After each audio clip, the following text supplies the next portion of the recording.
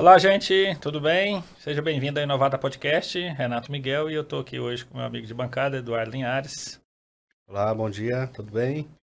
Nós vamos receber um cara fantástico aqui e vamos falar de logística, distribuição e todos esses desafios que é essa operação, né? E gestão de pessoas dentro desse cenário, né? Que já é um desafio muito grande. Logística já não é fácil, né? E lidar com pessoas, como reter talentos, vai ser um bate-papo muito bacana, né? Fabrício, seja bem-vindo, né? Muito obrigado pelo convite, estar aqui. A gente se sente muito lisonjeado pela sua presença aqui. Se apresenta, Fabrício. Eu que agradeço aí, muito feliz com o convite e tenho acompanhado o trabalho de vocês, convidados incríveis aí, temas muito importantes. Espero também poder contribuir com isso daí. Tá? Vamos falar, vamos discutir, vamos nos provocar aí, porque o assunto é importante para todo mundo aí. E ele é gostoso, né? É um assunto quente, né? Legal. Não tem ontem, né? Sempre tem que ter inovação, sempre tem uma dinâmica muito quente a todo tempo, né? O Fabrício tem uma trajetória muito interessante, né? Muito rica. Conta um pouquinho pra gente, Fabrício, para quem não é da região, não te conhece. Sua trajetória é muito inspiradora. Bom, legal. Eu comecei minha carreira na área de tecnologia, né? Minha primeira faculdade, inclusive, foi na área de tecnologia, então eu trabalhei 8 anos com tecnologia. E migrei para logística, então já estou há 18 anos na logística e distribuição. Aí eu permeei por vários segmentos, né? Segmento de motocicleta, distribuição de peças de motocicleta, bicicleta, material de construção, alimento, veterinário e saúde. Né? Então eu transitei nessas áreas aí. Não muda muito, né? Logística é logística, mas eu tenho essa experiência de 18 anos trabalhando tanto na parte de movimentação e armazenagem, distribuição. Importação também. Importação também, exportação também. E nesses 18 anos também trabalhei junto com tecnologia, com a parte administrativa, né? A parte de facilities, predial, frota e tudo isso daí. Não só a parte da operação logística, toda a estratégia realmente, sim, né? Negócio logística, né? Quando você está envolvido, né, ali, faz parte, né? Você enxergar, ter uma visão 360 da companhia, então você acaba transitando em outras áreas aí e tem que conhecer outras áreas para você poder tomar as melhores decisões aí junto com o time. Não, e é bacana que lá no começo dos podcasts a gente falou sobre venda externa e tudo começa lá, né? No pedido do cliente ou no pedido do compras, não é isso? Sim. Olhando para a venda externa, é onde nasce, né? E eu costumo dizer assim, acompanhar todo esse ciclo do pedido é importante. E quando que isso se encerra? Se encerra quando o cliente compra de novo. Perfeito. Né? Muita gente acredita que se encerra quando o cliente paga. Ou quando a gente entrega. Ou quando recebe a mercadoria. Eu considero quando o cliente compra de novo. Fecha o ciclo, né? Exatamente. Ou seja, todo mundo cumpriu o papel, né? Exato. E você permear e dar frequência nisso, cadência nessa venda, logística é uma perna muito importante. Vamos chamar de braço muito importante. É uma perna muito importante para qualquer negócio. Então, quando o cliente compra de novo, é quando a gente encerra esse ciclo, né? E começa um novo ciclo. Falando do pedido de compra, também eu considero tem que ter um vínculo muito forte com o departamento de compras, porque ele tem que enxergar como que funciona sua cadeia de armazenagem, sua cadeia de abastecimento, para não fazer besteira, né? Então, em compras que escuta e engaja com a logística, ele funciona melhor. O compras tem que conhecer a capacidade ali da sua estrutura. Capacidade, a forma de comprar, a forma de transportar, o múltiplo de venda, né? A forma de embalar. Porque se o filho nasce certo, ele vai ser vendido certo. Impacta no resultado direto também, tudo, né? É todo mundo interligado, né? Eu compro, vendo, a logística é um corpo só que membros diferentes, seria isso? Exatamente. Mas quando compras escuta a logística, é muito importante. Por exemplo, tem empresas que trabalham com mais de 50 mil SKUs. Então é o tempo todo chegando item novo, o tempo todo saindo item. Então por que entrar um item novo, sendo que tem... por exemplo, uma gama muito grande do mesmo item de outros fornecedores que às vezes está fora de linha, você precisa fazer um trabalho. Então é onde a logística faz os apontamentos para o departamento de compras, né? Porque tem departamento de compra que já está maduro, já enxerga isso, enxerga shelf life, produto fora de linha, onde tem que fazer um trabalho de escoamento antes de entrar novos produtos. Mas tem departamento de compras que não consegue ver isso ainda. Então é a logística que tem que fazer esses apontamentos. E aí, cara, você falou um negócio bacana. Fabrício, é uma guerra em muitas empresas. Eu vejo dessa forma. O compra guerreando com logística, o compra guerreando com venda. Como é que é a sua visão para isso aqui? Vamos lá. Tem muita gente de distribuição já tentaram colocar isso na minha cabeça, mas eu vi uma grande oportunidade quando isso aconteceu. Justamente pela facilidade de comunicação. Mas quando o departamento de logística não cede também, porque tem que ceder. Às vezes é uma oportunidade de negócio mesmo. Quando eu falo ceder, no intuito de escutar, né? A gente tem dois ouvidos, a gente precisa escutar também, né? E uma boca. Então escuta mais o departamento de compras, né? E traça uma estratégia adequada. Se ficar essa guerra, quem perde é a companhia. Ponto. Então, assim, algum dos dois tem que ceder, tem que dar 2 passos para trás para às vezes dar 10 para frente. Então, vai ter o conflito sim, mas que seja pró-negócio, né? E até esse conflito existir, tem que provar, comprovar, mostrar, apresentar indicadores, que aí o departamento de compras isso, né? E o de logística vai criando uma sinergia, mas existe sim, até hoje essa guerra, não só no compras, no vendas. É que quem está na logística, às vezes você vê lá um produto com 60 dias de estoque. O compras vai lá, faz uma negociação, compra mais 60 dias.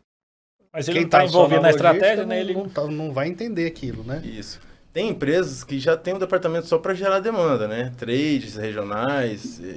Isso é legal. Eu acho que nasceu esse departamento justamente para poder intermediar isso.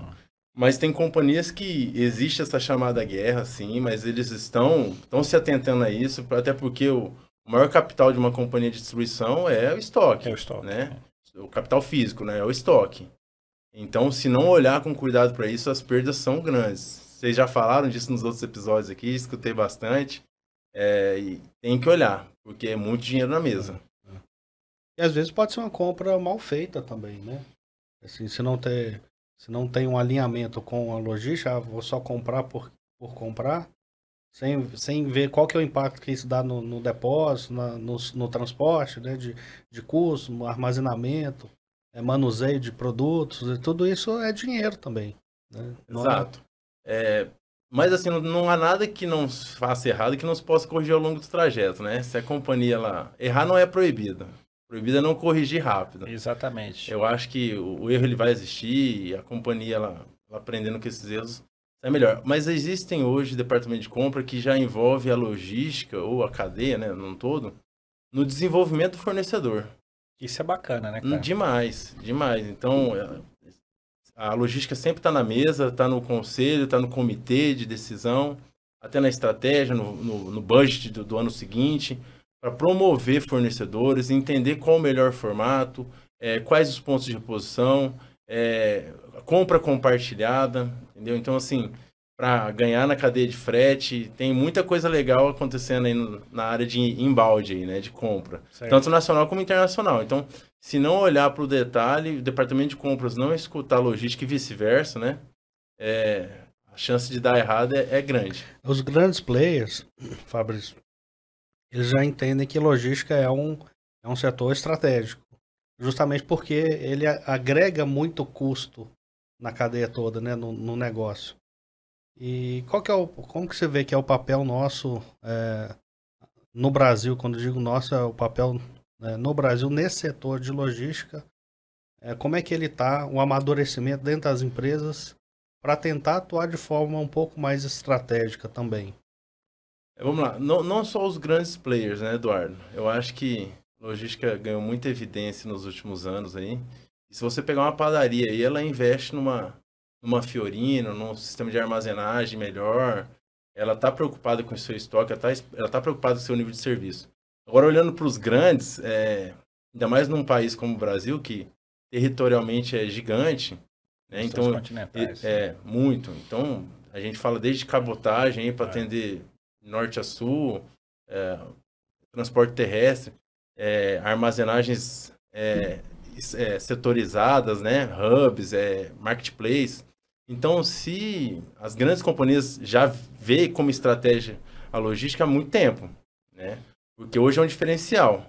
Prazo, assertividade na entrega. E quando eu falo prazo, gente, não é o mais rápido, é o combinado. Eu sempre defendi isso. A melhor entrega é aquela que está combinada. Exato. Muita gente... Isso faz sentido? Faz. Depende do nicho de produto, né? Tá. Por consumo, é prazo. Mas eu combinei 2 dias, entreguei com 2 dias. Exato. Se entregar com 1, é problema. É porque eu girei uma... Opa, mas ele já me entregou com 1. Mas não, o problema não é nem isso, Renato. O problema é você gerar taxa de devolução, o cliente não tá lá, porque o cliente ele também se programa para receber o produto. Por isso a melhor entrega é aquela combinada. É o combinado. Né? E hoje existem ferramentas de rastreamento, de interação com o cliente. Sua entrega saiu entre as 14 e 15 horas, confirma o recebimento? Se ele der ou não, já tem integração com transportadora. Evita a viagem. Demais, porque hoje uma das maiores taxas de reentrega ou devolução é cliente ausente. Tanto o varejo como o atacado, a indústria, de indústria para indústria, de indústria para varejo, é um dos maiores... No atacado, a experiência que eu tive nesses 10 anos é que esse é um indicador, assim, ferro e fogo, né? Todo dia. Sim. É muito dinâmico. Muito dinâmico, porque você desequilibra o custo muito rápido, né? Isso. Uma reentrega, uma devolução, uma avaria e isso. Assim Como o Eduardo falou sobre estratégia, hoje tem empresas que investem no departamento de monitoramento, saque, justamente para monitorar esse ciclo do pedido. Porque se perde muito dinheiro quando ele não acontece de maneira... Como está previsto lá. Exato. Como?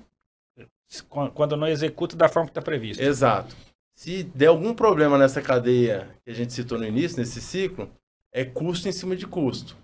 Então, a companhia ela enxerga a estratégia e diz, eu tenho que fazer tudo acontecer da melhor forma possível, quais são as etapas que eu tenho que monitorar, quais são os pontos de controle, o que não pode acontecer. Então, se ela gerencia toda essa cadeia, ela consegue algo mais linear. Se ela perde a mão de qualquer etapa disso daí, começa a ter problema relacionado a custo, a imagem da companhia. Eu acho que as grandes estão bem avançadas nesses pontos de controle e os pequenos estão no caminho, né? A gente vê muita gente aí olhando para isso. Tem muita solução que não é tão caro assim para o pequeno. Já consegue acessar, né? E um dos temas hoje que a gente vai falar é sobre pessoas, né? Exatamente. É só observar o tanto de pessoas profissionais que estão entrando nesse mercado agora, porque realmente tem mercado para isso, as empresas estão olhando. E eu digo que é desde o cachorro quente ali da esquina, olha hoje para um prazo de entrega, para como armazenar, como comprar, até uma grande, uma Mercado Livre, uma Amazon. Mas falando de pessoas, qual que é o perfil para quem hoje quer entrar no ramo de logística? Qual que é o perfil ideal? O que ele tem que estudar? Qual que é a trajetória que ele tem que ter? Ou não precisa saber, as empresas mesmo formam, é mais relacionado ao perfil da pessoa? Dá uma dica aí para quem quer entrar nesse ramo. Logística, primeiramente tem que gostar de pessoas, né? Porque eu acho que é a base de tudo. Você tem que gostar de pessoas e você tem que ter um raciocínio lógico para as coisas. Né? Agora, sobre formação, eu sempre indico para que as pessoas cursem graduações e pós-graduações da área, administração, logística, engenharia, até os matemáticos, qualquer engenheiro aí... Tem muita conta para fazer na... Nossa, para mim eles são os mais especiais, porque eles têm um raciocínio lógico e eles podem tirar de letra qualquer desafio, porque logística ele parte de algumas contas, né? Parte de algumas contas aqui. Como que eu posso fazer isso da melhor maneira possível, o menor custo possível, atendendo as expectativas possíveis. E aí disso nasce a gestão das pessoas, né? Porque quem vai realizar tudo isso são as pessoas. Tá? Então, assim, o perfil, hoje tem muita gente aí entrando, tem muita gente boa, muita gente nova, tem muita gente com experiência que a gente tem que escutar. Então, a gente acompanha tudo isso daí e o mercado está mudando muito. Até todo dia tem uma tecnologia nova, né? Mas o que você falou é muito importante. Além de ter o raciocínio lógico, ainda tem que ter a facilidade de lidar com as pessoas. Né? Então, esse aí é quando você encontra uma pessoa com essas duas habilidades, ela vale muito hoje, né? Demais. O que acontece? Quem vai realizar são as pessoas, né? Então, quem vai relacionar são as pessoas. E olhando para a cadeia de distribuição, hoje a gente falou agora há pouco do departamento de compras, hoje a gente tem que transitar tanto internamente como externamente na contratação de uma transportadora, se for preciso escutar o cliente, ir para a rua, andar com o motorista, contratar pessoas, né? Andar de mãos dadas com o RH, andar de mãos dadas com o departamento de compras, não trabalhar como ilha, né? Então, o departamento de logística hoje em dia, como ele é estratégico, ele tem que estar presente em todas essas caixinhas. E presente que eu falo é presença mesmo. Tá junto, escutar. Tô de mão dada, né? Sim. Nós somos um corpo só. Sou extensão do... Olha, eu sou extensão do compras e se começar errado lá, vai dar errado aqui. Eu sou extensão do vendas. Se começar errado lá, vai dar errado aqui. E as 3 partes vão ser penalizadas, né? Exato. E o profissional que começar hoje, eu acho que ele tem que ter essa percepção.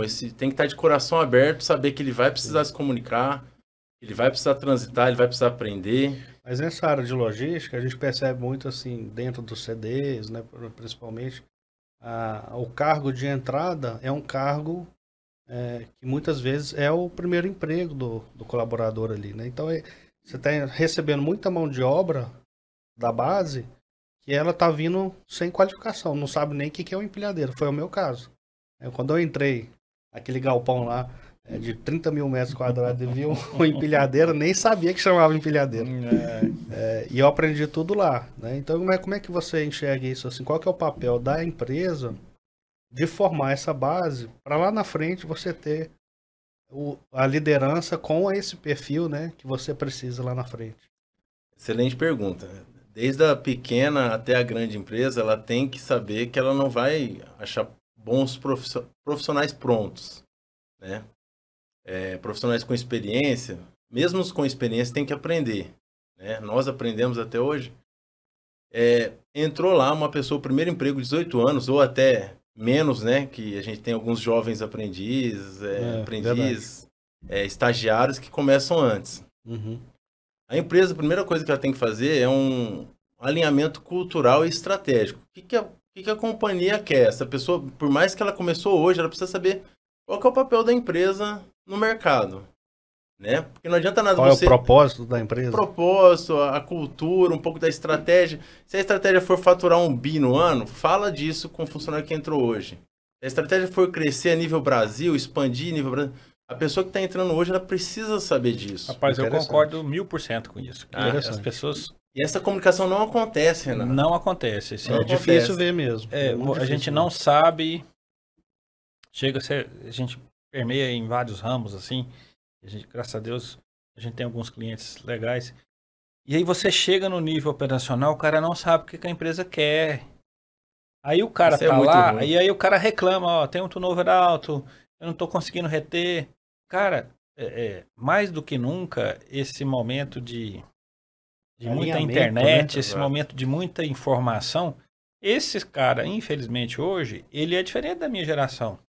Exato. Eu entrei na VASP lá, eu não queria saber o que eu ia fazer. Eu ia fazer e autorava. Eu nem sabia da estratégia da VASP, do Canhedo e assim por diante. Hoje não, o cara quer saber se tem fit com ele, não é o que eu quero para minha vida. É diferente, mas é a realidade. Então as companhias, os líderes, os encarregados, gerentes, proprietários, diretores, têm que entender que quando você fala pro cara assim, nós vamos nessa direção, isso para mim é básico hoje para você reter gente. Exato, perfeito. E atrair o cara que tem alinhamento com sua estratégia. Porque você vai gerar interesse na pessoa. Aí imagina uma pessoa ali, um profissional de 18 anos iniciando contigo, você ainda faz parte da formação do ser humano. Exatamente. Basicamente. Então você começa a falar da estratégia da companhia, pode ser para um de 18 ou para um de 35, 40, 50 anos. Você começa a falar da estratégia da companhia. Começa por aí. Você precisa demonstrar, despertar interesse no profissional. Depois você faz um alinhamento conceitual, que é o que você falou. Pô, a pessoa não pode começar a trabalhar comigo se você não sabe o que é um pallet. Você não sabe o que a empresa faz, o que é o core do negócio. Pelo menos o básico tem que conhecer. Aí você faz um alinhamento conceitual do que é a companhia. E nisso tem ferramentas, tem empresas, a maioria das empresas já tem um departamento de treinamento, mas se não tiver, Isso é papel do gestor, papel da diretoria fazer. Exatamente. O dono precisa buscar profissionais, as investidoras, profissionais que pensem, que formem a equipe nesse sentido. Aí, depois dessas 2 etapas, aí eu vou para a parte técnica. Porque não adianta eu falar de técnica sem antes ele não saber para que serve, qual que é o papel dele ali naquele fluxo. Aí a parte técnica é a mais divertida, que eu costumo dizer, porque é onde você vê realmente os talentos. E o cara passou por aqui, ele falou, aí ele tá aberto, né? E você vê os talentos, né? E é nítido, né? É nítido, quem tem o talento, ele aparece. Mas vamos supor, tem gente que não tem talento, aí mesmo assim a empresa, ela pode desenvolver. Porque às vezes a pessoa não tem talento naquela função, mas se você alocar ela numa outra função... Pode ter facilidade, né? Com esse olhar clínico para as pessoas, claro que você vai fazer isso em conjunto com o RH, ou com o time de desenvolvimento que tiver, ou você mesmo vai fazer com o seu time de liderança. E aí você começa a desenvolver a parte técnica do colaborador, e aí avaliar isso sempre. E sempre você tem que revisitar a estratégia da empresa com o colaborador. Ó, tá vendo? Você fez certo aqui, ó, onde refletiu. Então, se você não falar mensalmente, semanalmente, de como está aquela estratégia, que é aquele primeiro ponto que você falou para o colaborador novo, ele vai, mas eu estou fazendo aqui e onde que está refletindo o meu trabalho? Nós estamos indo para onde mesmo? O cara fica com a interrogação, né? Então, o treinamento, eu considero que ele tem a parte técnica, mas a parte motivacional, a parte de informação, ela é muito mais importante para você engajar as pessoas, deixar as pessoas mais envolvidas com o que eles têm que entregar. O que a gente percebe muito é o colaborador entra, muitas vezes tem a integração lá da instituição, tudo, não do jeito que você falou, que faz muito sentido, né, ter o propósito da empresa, mas quando vai para a parte técnica de treinamento, muitas vezes delarga ali para algum outro colaborador assumir esse papel que é tão importante na entrada, né? E o próprio time de liderança muitas vezes peca nesse acompanhamento inicial ali, e de repente é o... Cara, aí o cara tá faltando 5 pessoas, bichão. E chegou o novato lá, meu irmão. Vem cá, joga ele lá na operação. Bota pra operar. Carrega essa caixa aqui e realmente é um erro estratégico. Mas vira uma bola de neve. Quando o cara só colhe desgraça. É muito difícil, né? Porque aí a gente começa a colocar na balança, né? Que pesa efeito, mais? né? A necessidade da companhia ou eu engajar o colaborador novo, né? E é muito difícil. Então, são momentos distintos, né? Primeiro então, eu tenho que engajar o cara para suprir a necessidade da companhia. Quando eu tô com um problema de turnover, seja em qualquer etapa, de qualquer companhia, você receber bem, integrar bem essa pessoa é muito difícil. Mas, por isso que você tem que criar uma estratégia de reduzir turnover. Porque onde nasce isso daí? Nasce na estratégia da companhia de reduzir turnover, de criar cultura, de trabalhar o bem-estar, né? Por que eu tô no... Então, para mim, para que eu possa receber bem uma pessoa, integrar bem, treinar bem, eu tenho que estar com o turnover em dia. Porque senão uma coisa engole a outra. Aí a necessidade inverte. E é perigoso isso, porque aí cria um círculo vicioso. Né? O colaborador não está pronto ainda, começa a operar, começa a gerar erros. Isso, exatamente. Aí começa ele ficar descontente, vem pressão, cobrança em cima de cobrança e acaba que não, aqui não é meu lugar, né? Mas poderia ser. Eu vejo hoje esse assunto novo, então eu leio bastante e ele é engraçado. Deixou de ser só na base da pirâmide. Sim. Você tem turnovers em todas as camadas hierárquicas dentro de uma empresa. E, sim, eu não sou de RH, né? Mas acaba que quando você gere muita gente, muito tempo, você acaba aprendendo um pouquinho a lidar com gente. E falta realmente essa acolhida. Vou receber primeiro uma boa seleção. O cara tem fit com a cultura, o cara está alinhado com a estratégia, ele entende que vai trabalhar muito, ou ele entende que vai trabalhar... O cara tem que entender quais são os desafios na posição que ele vai entrar. Mas essa seleção, ainda na seleção, o Fabrício falou um negócio muito interessante, que se na seleção a gente consegue identificar o perfil do colaborador, para falar, não, esse cara aqui, ele tem um perfil mais analítico, ele vai para posição de trabalhar relatórios. Não, esse aqui tem um perfil de liderança e vamos trabalhar ele para percorrer uma trajetória de lá na frente ele se tornar um líder. E aí até falar uma experiência minha, Fabrício, ver se faz sentido. Uma companhia que eu trabalhei aqui, que eu dirigi um tempo, e a gente tinha muito novo na operação. E um supermercado, varejo, e eu até já comentei isso. Nós vendíamos muito hortifruti. Então não achava gente de jeito nenhum para essa posição.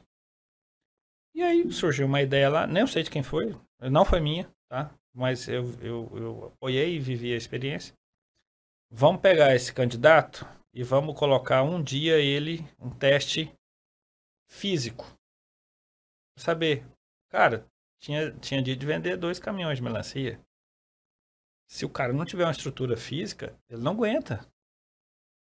Cara, eu gostei da ideia, a gente colocou em prática. Cara, reduziu o turnover pela metade na posição. Então, isso cabe em todos os lugares. É uma pergunta. Sim. Sobre perfil, isso é muito legal. Uma vez que a gente começa a medir o desempenho interno, eu começo a traçar um perfil por área. Até na parte administrativa. Exatamente. Vamos para a parte operacional, que é o que interessa aqui hoje. Quando eu começo a medir o desempenho da equipe, eu começo a estar, por que essa pessoa desempenha melhor aqui e essa não? Não, então essa que não desempenha melhor aqui, vamos fazer um trabalho com ele, vamos desenvolver, vamos trabalhar um PDI, né, um planejamento de desenvolvimento individual, vamos alocar ele em uma outra área. E vice-versa. Quando você começa a encaixar e ver os melhores perfis para determinada tarefa, você desenha esse perfil em conjunto com recrutamento e seleção. E esse recrutamento e seleção ele vai buscar pessoas, quando for para determinada área, nesse perfil. É basicamente o que você falou. Você traçou um perfil através de um teste prévio. E você identificou que para aquela área lá o melhor perfil é pessoas assim, assim, assado, que dá certo. E não adianta ir para outro caminho. Não adianta. Não adianta. Teimosia custa caro. E quando você pega essa receita de bolo, aí você pode trabalhar isso regionalizado. Então, é claro que você sai do Goiás, você vai para São Paulo ou para outro estado, muda um pouco de perfil as pessoas. Mas você traçou, funciona. E o ferramental também, quando você passa a ter mais tecnologia, você tem que estar atento que você tem que ajustar esse perfil também, né? Sim, demais. Ainda mais agora, né? A molecada chega com 10 mil horas de YouTube, né? Só no último mês. Não, então demais. A cabeça dele tá em outra velocidade, né? Não, assim, o primeiro WMS que eu implantei, eu acho que tem uns 15 anos, tinham senhores lá, com todo o respeito, assim, que não sabiam mexer nem no celular. Então, foi um desafio cultural, até a Software House colocou isso como empecilho para virada, para implantação, eu topei, falei, não, eu vou desenvolver as pessoas. Então, a primeira coisa, eu orientei eles a comprarem um celular, né? Compra um celular, tem um WhatsApp aí, você fala com a sua família, com os seus netos. Então, esses senhores, eles compraram o celular, começaram a mexer no WhatsApp. Foi integrando eles. Então, e foi engraçado que aí quando chegou o coletor, chegou a tecnologia, eles estavam mais suscetíveis, assim, estavam mais abertos a falar sobre isso. Entendi. Mas eu peguei um pouco dessa evolução. Mas o que eu quero dizer com isso? Então, hoje os mais novos eles têm mais facilidade com tecnologia, mas hoje todos têm. Não tem mais o que não tem. Né? Tem uns que têm mais facilidade, mas todos têm facilidade hoje. A minha mãe tem 82 anos e tem um tablet do WhatsApp. Não, então, come pautora. É isso. Com a família toda. Eu acho que hoje tecnologia não é uma barreira, né? Ela é assim, um facilitador. Ela não é uma barreira cultural mais. Eu falo para o mercado de distribuição, né? Para a gente tá falando da linha operacional. E qual que é a maior barreira hoje? Já que a gente, na parte de ferramenta, está mais nivelado com as gerações diferentes. Hoje é a barreira cultural, na minha opinião. Então, hoje, como você citou, tem a geração de 18 anos e tem uma geração de 65, 70 ainda trabalhando. Que eu acho que vai trabalhar... Não, esse vai ser a data, tá? E tá ok, tá ótimo. E é extremamente importante a liderança saber conviver e criar sinergia entre esses grupos, né? Mas a sinergia, ela é cultural, então você tem que buscar isso, né? Você, quando eu falo, é empresa, tem que vir de dentro da empresa também, né? Então, hoje tem empresas que trabalham com programas 50+, programas de diversidade, mas a empresa que não olhar para isso, ela tem sim problemas culturais. Tem empresas nacionais, então cada estado é uma cultura, né? O Brasil é gigante. Então, imagina uma companhia que tem uma cultura, ela ter 10 filiais. Como que eu faço isso aí, conversar? Como que eu alinho cultura? Como que eu alinho padrão? sendo que a cultura é diferente das pessoas. Entendi. Então, hoje eu vejo isso como uma barreira. Uma barreira não, uma oportunidade, né? Entendi. Porque toda dificuldade tem o outro lado da moeda, que é a oportunidade, Exato. né, de avançar. Tudo bem, então a gente contratou, né, colocou o profissional lá, primeiro emprego, já teve as orientações. E como agora, quais são os principais pontos aí para a gente começar a engajar esse colaborador a trabalhar feliz, né? Tem um tema dos podcasts anteriores, né? A Flávia é fantástica, adorei. Esse negócio de trabalhar feliz eu não esqueci, não. Gravou, marquei. Isso é importante. Reter, né? Vamos usar a palavra reter, que ela é pesada, mas eu acho que isso começa bem mais atrás, viu, Eduardo? Que é a empresa, a companhia, o dono? Porque tem aquele ditado que não tem bons profissionais no mercado, né? Eu acredito que os bons estão bem empregados. Então, esse é o meu primeiro ponto de vista. Beleza, estão bem empregados. Como que eu torno a minha empresa a ser uma boa empregadora? Então, começa uns 10 passos atrás, né? Então, assim, eu tenho que olhar para as melhores práticas, para o bem-estar, para os selos que existem. Eles monitoram muita coisa legal. Esses caras bons, eles já são atentos a isso. Demais. Os bons que escolhem as empresas, e não o contrário, né? Exato, mas assim, quais são essas empresas que os bons escolhem? E por que eles escolhem Então, elas, né? E aí eu acho que as companhias que estão fazendo um trabalho de evolução nesse sentido têm que olhar para essas práticas. Como que eu me torno uma boa empregadora? Isso independe de tamanho, cara. E eu não estou falando de custo, não, tá? Até porque muita gente pode perguntar assim, mas e a linha de custo? Como que para mim dar isso? Eu não tenho, não é disso. Mas quais são alguns fatores aí para a área de logística, por exemplo? O bem-estar é o mais importante. Poder trabalhar de bermuda. Não, quando eu falo bem-estar não é só isso, né? Uma carga horária adequada, uma área de descanso, políticas de benefícios acima do mercado ou alinhado com o mercado, né? Se eu tenho uma política de benefício abaixo dos meus vizinhos, acabou. Não adianta você querer reter ninguém, contratar ninguém. Você pode até contratar, mas você não vai reter.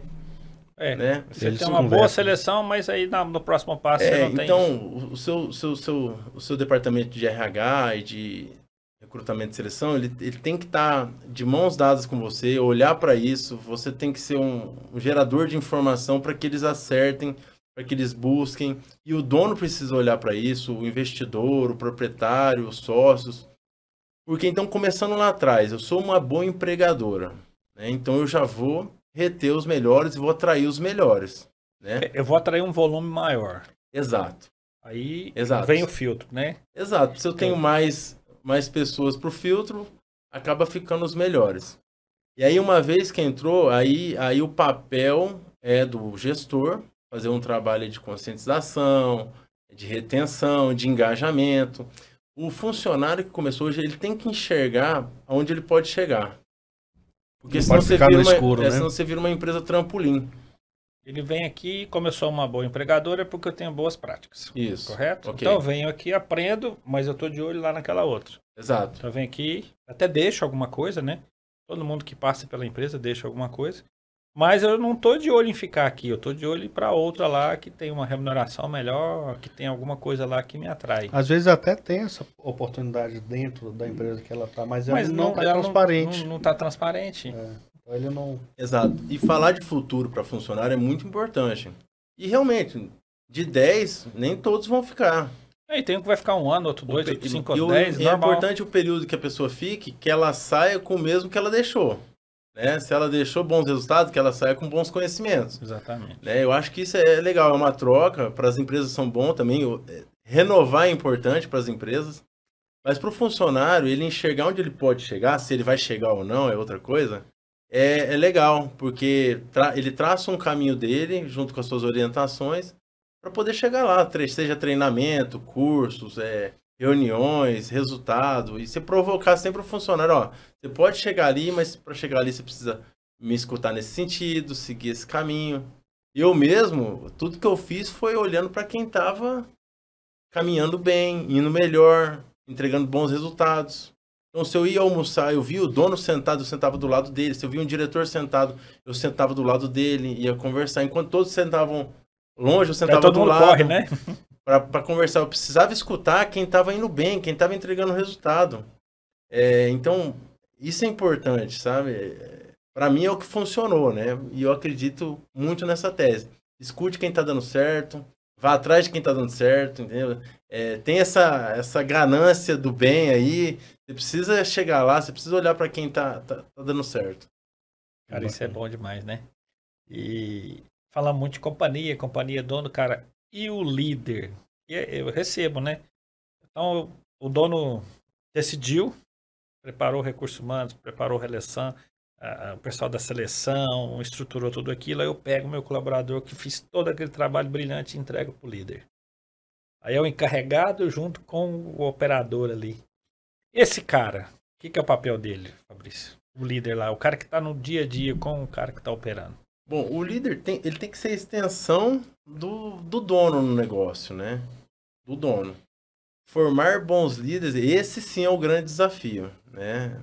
Tem gente que fala, líder nasce pronto. O cara tem liderança nato. Tá, beleza, legal. O feeling é muito importante, mas você forma líder. Você forma líderes.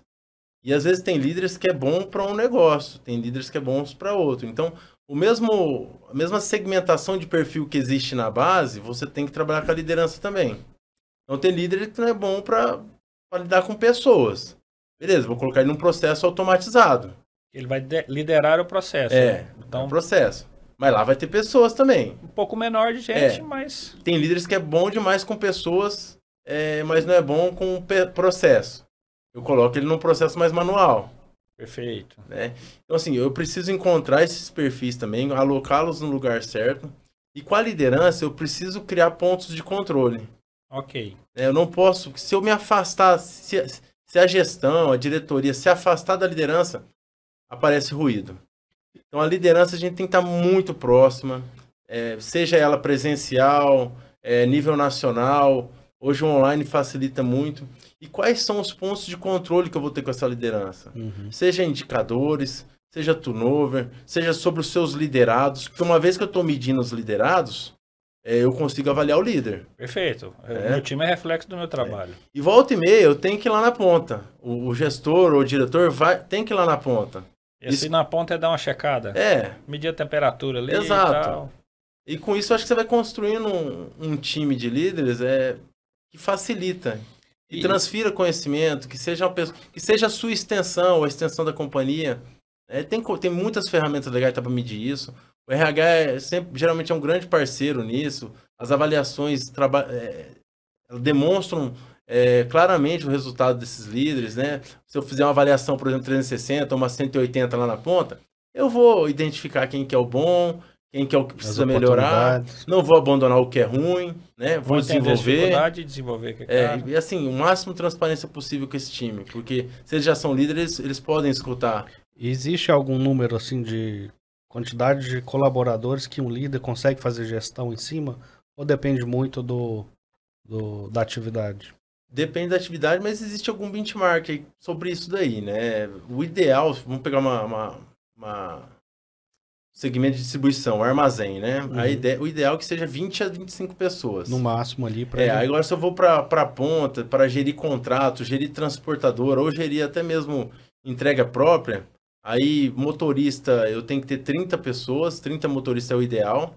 Para cada... Exato. Para cada líder. 30 motoristas é o ideal, porque vai aquela questão da proximidade. Se ele se afasta, parece ruído. Quanto mais gente, mais distante ele vai estar das pontas ali. Eu acredito que na linha de vendas é a mesma coisa. Mesma coisa. Eu tenho que ter um grupo mais seleto ali, um pouco menor, para que ele dê mais atenção. Matemática pura. O dia tem 24 horas, você tem X atividades, você tem que cumprir, cada atividade gasta tantas horas. Então, quando você põe mais gente, menos horas para atividade. Isso aí é matemática simples. Agora, assim, é porque quando a gente fala liderança, tem pessoa que vai confundir, não, eu sou encarregado de 30 pessoas, de 50 pessoas. Beleza, mas você não aproxima, você não faz... Não tem como estar junto, né? Você não faz reuniões com o time não está engajado com aqueles pilares que eu citei aqui no início, sobre treinamento, sobre engajamento. Uhum. Sou líder de WhatsApp, sou líder de uma vez na semana. Aí funciona mesmo, até 100. Aí a performance vai lá embaixo também, né? Aí coloca mais gente, né? Porque acho que... Aí você falou uma palavra interessante, sobre performance. Acho que a gente pode falar um pouco sobre isso. Então, você comentou sobre indicadores, que o líder tem que ter gestão em cima, né? E hoje está muito... O pessoal está falando bastante sobre como que a gente consegue implementar, né, dentro da logística indicadores individuais e como que a gente converte isso para um formato que seja engajador, né, que seja mais lúdico, que tenha alguns conceitos aí de gamificação. Como que você vê isso? É possível a gente... tem algumas ferramentas hoje que a gente consegue jogar isso para dentro da logística? Muita. Esse é tema para horas, né? Tem alguns princípios básicos da administração, né? A gente precisa medir, né? Se a gente quer controlar, a gente tem que medir para... Aí é muito legal, porque eu acho que indicador a gente tem os quantitativos, os qualitativos, e tem o indicador do cliente e tem o nosso indicador operacional. Qual que eu quero ver? Eu acho que para o dono, né, para o investidor, para o sócio, ele sempre vai querer ter a visão do cliente. E eu gosto muito dos indicadores qualitativos na visão de cliente, porque ele vem cascateando outros indicadores para a área interna, né? Vamos pegar no mercado de distribuição, né? O que faz meu cliente satisfeito? O pedido dele chegar completo e no prazo combinado, né? Que é o chegar pedido perfeito, que eu pedi, né? Exatamente. E no prazo combinado. Chegar o que pediu e no prazo combinado. O famoso OTIF. Exatamente. Desse aí nasce todos os outros. Então, assim, eu trabalhei em companhia que não tinha ele, que a gente implantou. Eu trabalhei em companhias que esse era o principal. E ele ia para os investidores, inclusive, esse número. Né? Porque é o que mede o desempenho da companhia no todo. E aí fala, aproveitando que você deu essa chamada, fala a diferença. Quais foram os desafios? Primeiro de convencimento, onde não tinha, e quais os passos que você seguiu para implementar. E o outro que tinha, né? E às vezes fica tão importante aquele que despreza outros. Então fala um pouquinho de cada experiência aí. Legal.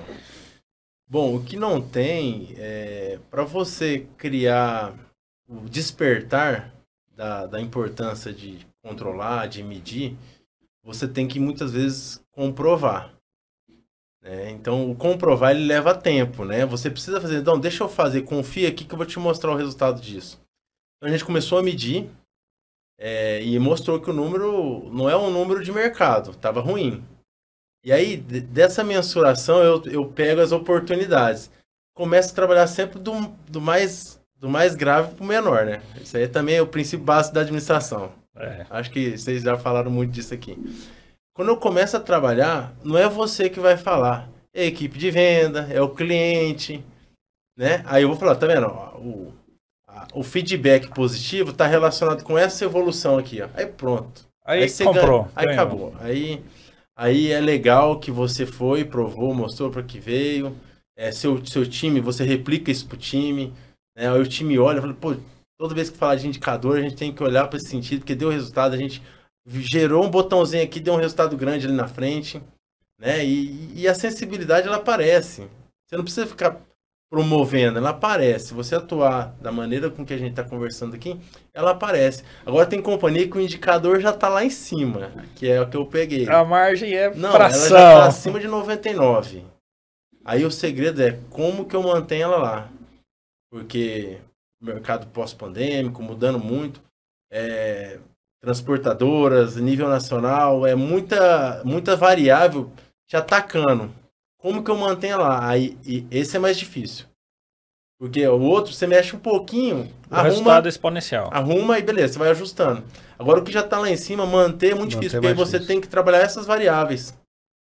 Transportadora ou entrega própria, problemas geográficos, nacionais, problema de mercado, contratação, problemas sazonais.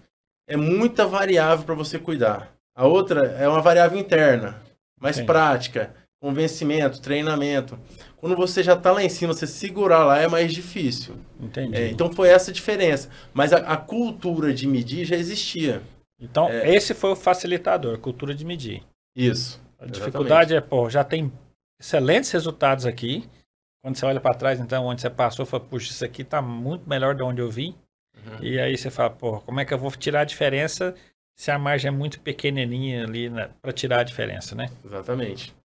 Aí, Eduardo, voltando no assunto de indicador, esse indicador ele vai transformar vários outros, né? Em toda a cadeia. Desde o meu lead time, que é a minha parte... Então você tem que desdobrar o OTIF, né? Desdobro ele vai me trazer as informações que eu preciso trabalhar. Se é uma logística externa, uma interna, se é prazo de entrega, se é uma região, se essa região está bem coberta de entrega ou de transportadora. Está com muito erro, né? Na hora de erro de entrega, avaria. Aí eu vou olhar para a parte interna também. Se os erros são internos, se as devoluções que estão sendo ocasionadas estão relacionadas à parte externa ou interna, então eu tenho que medir devolução. Atrasos. Tudo isso ele cascateia vários indicadores. Agora, sobre produtividade, aí eu tenho várias ferramentas, vários modelos, mas eu costumo ir no feijão com arroz. Médio básico, monitoro básico, treino básico, para depois você ir para o mais avançado. Então, se eu não meço o que uma pessoa interna produz por hora, ou por dia, ou por semana, ou por mês, tem companhia que começa a medir por mês. Tá legal, ótimo. Tá ótimo. Já está medindo, né? É fantástico. Comece por mês, entendeu? É isso. Fazer essa implantação. Crie fases. Mede por mês. E sempre trabalhando com 3 pilares. Qualidade, disciplina e produtividade. Porque não adianta nada ter Vou pegar um exemplo de um conferente. Um excelente conferente, mas ele falta. Ou um excelente conferente, mas ele é indisciplinado. Não é para entrar com o celular na operação, ele entra. É para vir com o EPI, ele não vem. Confere muito, mas às vezes erra. Ou erra. Então, eu tenho que medir sempre esses 3 pilares. E aí eu vou desde a entrada do produto até a entrega. Eu posso levar esse mesmo conceito para os motoristas. Ou para a transportadora. E muita gente trabalha com terceirizada, né? Então, eu tenho que olhar sempre esses 3 pilares aí. Uma vez que eu estou medindo, eu começo a criar alguns apontamentos, né?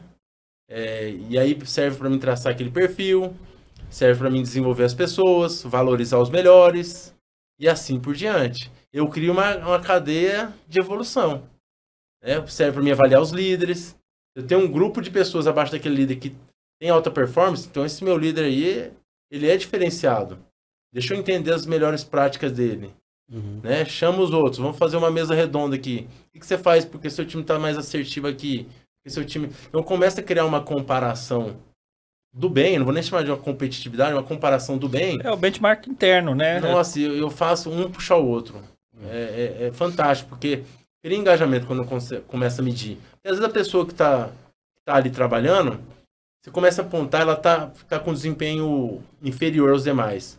Você mostrar para ela o que ela tem potencial de chegar, às vezes ela chega no mês seguinte. Entendi. Ou você muda ela de área, ela chega. E vale a pena investir em produtividade? Para mexer no bolso mesmo, para ter um bônus financeiro remunerado. É importante porque se paga, né? Se eu reduzo o turnover... Eu adoro variável. Faz a conta do turnover, né? Pouca empresa faz essa conta. Porque se paga, né? Então, o papel do gestor é sempre levar uma conta aqui, ó. Você me dá isso aqui para me trabalhar que eu te pago nesse formato. Mas a pergunta é mais no sentido assim, do que a gente tem que tomar cuidado, então, né? Se vale a pena implementar um sistema de produtividade remunerada, o que a gente tem que tomar cuidado para não errar nesse formato, porque uma vez que você desenha o sistema de produtividade, dificilmente você tira. Para tirar benefício, para tirar o benefício. Né? O que a gente tem que tomar cuidado para ele não voltar contra?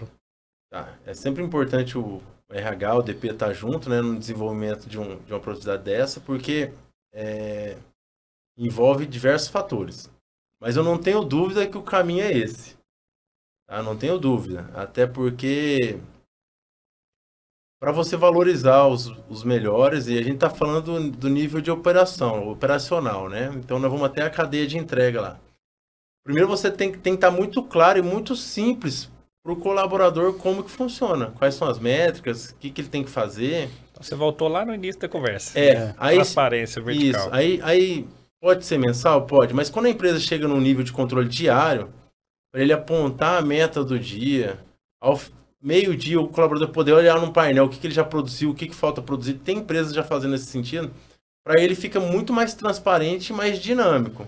Mas tem empresas que só faz o apontamento mensal. E tá tudo bem. Nasce assim e persiga a apresentação diária, né? Porque o colaborador vê o que ele precisa produzir. E quais são os cuidados? Tem que estar amarrado sempre nos 3 pilares que eu falei. Então ele precisa saber quando ele vai ganhar e quando ele vai perder. Né? E o variável, ele é apenas um benefício a mais. Agora, na parte de transporte também é importante isso. Até porque o colaborador, o funcionário, ele vai produzir melhor e mais se ele tiver aí um diferencial de produtividade. E hoje tem empresas já pagando variável, pagando performance para empresas terceirizadas. Por exemplo, eu conheço alguns casos também. Sim. E tem sido... Tá dando payback. Sim, tem indústria que trabalha com performance logística, que dá um sellout de logística. Por exemplo, se eu contratar uma transportadora, eu contratar um frete, por exemplo, para a região X a 2%. Mas se ela performar dentro do lead time adequado, eu pago 2.10, 2.5. Tem muito contrato amarrado a isso, a performance. Que eu acho fantástico. E tá tudo certo, e funciona muito bem, todo mundo ganha. Porque as empresas que estão olhando para isso, ela entende que essa conta se paga. Não, e eu vou te falar, não cabe em tudo. Nós temos um cliente que a gente tem na consultoria um resultado de performance semestral. E eu estou nesse momento negociando um outro também nesse modelo. Eu tenho um FII mensal que é para cobrir os custos, mas se eu performar de acordo com as metas estabelecidas, acordadas, eu tenho um bônus. Cara, variável vale para tudo. Eu acredito demais nisso. Por quê? Nós vamos conseguir tirar o melhor de cada um. Mas tem que ser... o primeiro pilar aí tem que ser atendido, que é a transparência, a comunicação, né? Exato. O cara tem que saber. Eu tenho que saber qual que é a minha meta. E como eu estou desempenhando. E como que eu estou desempenhando, porque senão eu vou ganhar sem saber, eu vou ganhar um valor X no final do mês sem saber o que eu fiz para conseguir aquilo, se eu poderia ter ganhado mais. Nossa, já vi isso acontecer ou muito. Não. Ou então eu olho minha meta e falo, não, você não vou conseguir, e já tiro o pé do acelerador. Inatingível. O cara viajou na hora que definiu a meta. Essa calibragem ela é importante e a implantação mais ainda. Então, para quem não implantou e vai implantar, faz um estudo adequado, procura bons profissionais, se não conseguir desenvolver internamente. Meça aí 3, 4 meses já falando para a equipe que existe uma mensuração. Faz o teste, calibra, visite esse número aí a cada 2 meses, 3 meses, para deixar uma calibragem legal. Divulgue isso nas suas contratações, nas suas seleções, que isso é muito legal. Mas a sensibilidade do time de operacional, ela é mensal. A meta anual ela tem que existir da companhia, ela tem que olhar para lucro, ela tem que olhar para volume anual, mas a sensibilidade do time de operações ela é mensal. O cara da operação é ver, agir e receber. Ver, agir e receber. Perfeito. Eu também acho que é quente. Esse ciclo longo, o cara não percebe valor nisso. Ele nem imagina que ele pode ganhar 1, 2 salários, mas se ele ganhar fracionado todo mês... E tem caras fazendo isso assim, quando implementa, paga no sábado. É isso que eu ia falar, de repente reduzir o ciclo para semanal, alguns cara, casos é muito quente isso. E essa coisa quente, eu acredito muito, Fabrício, faz sentido isso, assim, pro cara da operação. Porque aí eu penso no mestre de obra, no servente. Sim. Que ele trabalha a semana esperando o sábado pro dinheiro ali, que aquele dinheiro ainda volta, que vou fazer uma compra, vou no bar, vou... olhando, aí a gente tem que, por isso tem que envolver muito o DP, o RH, porque tem algumas situações trabalhistas envolvidas nisso, né? Não, respeitando as regras, sempre. Mas é claro que o operacional, ele gosta do que você falou, dessas fases, assim, ó, sempre. Então, a gente tem que ficar atento com isso só, mas é o que a turma gosta. E a gente tem que tirar proveito disso. Uma vez que eu estou medindo, estou bonificando, eu tenho muitos dados ali. Muitos dados intrínsecos ali que pouca gente aproveita esses dados. Ver quem está produzindo menos ou errando mais para ir lá no colaborador. Aí é fantástico, porque ali você tem um termômetro, você está fazendo, você está autogerenciando a sua operação através de informação. Você já sabe onde você tem que ir, quem são os melhores, quem são os possíveis replicadores. Se eu tenho o melhor ali, o melhor motorista, ou a melhor prestadora de serviço, ou o melhor colaborador interno, deixa eu conversar com essa pessoa. Deixa eu entender, deixa eu passar uma horinha do lado dele ali. Aí você vai abrir tua mente em relação, porque às vezes seu processo está errado, Às vezes suas ferramentas estão erradas e tem um cara ali destacando, ele te mostra coisa que você nem seus melhores engenheiros, às vezes, o cara tá na operação. A melhor equipe identifica. Quer ver um exemplo? Que a gente viveu isso numa operação junto. A operação ali, separador com coletor de dados, separando, né? Coletor de dados caríssimo, 4, 5 mil reais. E alguns colaboradores se desempenhando muito bem no papel da separação, mesmo ali na mesma região, na mesma rua ali do depósito. E quando a gente vai para entender a pessoa que está produzindo menos, a gente percebe que qual que era o problema dela. Com ela não tinha nada, mas ela estava sem a alça do coletor. Então, toda vez que ela tinha que separar, ela tinha que bipar, bipa a etiqueta, bipa o produto, coloca o coletor do lado, aí separa. Depois pega o coletor e vai pro próximo produto. Se ele está com a alça, eu só bipo e já solto o coletor, né? E eu já posso... Quantos segundos em cada bipada ganhando isso? Se eu for fazer a conta de cada segundo, colocou uma simples alça no separador, a produtividade já sobe. Então, esse tipo de ferramenta, às vezes o papel do líder é acompanhar os números e tentar identificar, né, quais são os gargalos e quais são as dificuldades que a operação está tendo e ir lá e tirar, né? Isso vale para tudo, Fabrício. Eu não sei se você estava junto lá na JC quando eu fiz a escolinha para representante. Não, mas eu conheço a história. Cara, era simples. Então, começamos a medir. Eu e o Eduardo, a gente fez um trabalho bastante forte com indicadores aí na JC. E aí, para mim, o representante que não ganhava 2.500, olha interessante, hein? Não ganhava 2.500, ele não parava na rota. Porque o representante autônomo, ele tem que remunerar. Isso eu estou falando aí de 15 anos atrás. Hoje eu vejo esse número até a 4 mil reais que o cara tem que ganhar, senão ele não custeia a operação dele mesmo. O combustível dele, a alimentação tudo é dele, né? Então, um cara autônomo. E eu comecei a pegar esses caras abaixo e montei uma escolinha. Primeira coisa, vamos fazer uma cotação. Aí botava na sala todo mundo, abre o programa de venda. E aí eu cantava a cotação, porque é a realidade que o cara ia viver lá na ponta dele. Pá, fechou, para. Metade não conseguia achar o produto. Não conseguia pesquisar. Não conseguia pesquisar o produto no força de venda.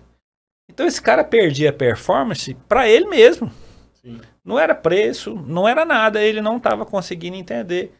Então, o tanto que é importante o gestor, seja ele que nível que for, você tem um grupo de pessoas performando muito baixo. E aí, eu não fui para o mercado, eu olhei para dentro do meu negócio. Né? Performando abaixo. Descer e entender quais são as dificuldades do cara na operação de trabalho dele, corrigir isso, muitas vezes é o perfil, muitas vezes é a ferramenta, é a alça, né? A alça. Sim. E aí o gestor identificando isso, corrigindo, ele vai nivelar mais o time dele e aquela camada de baixa performance vai diminuir. Sempre vai ter, né? A Ambev fala que 10%, mas sempre vai ter uma camada ali de baixa performance que precisa de atenção. Então, descer para entender quais são os fatores que estão colaborando ou dificultando para a performance daquele colaborador, uma vez que eu já estou medindo, é importante para você fazer pequenas mudanças. Aí nós fizemos melhoria no força de venda, nós entendemos o perfil do vendedor, tinha cara realmente que a cigana tinha enganado ele, né? Então a cigana enganou, né? Então, não sei, todo mundo sabe.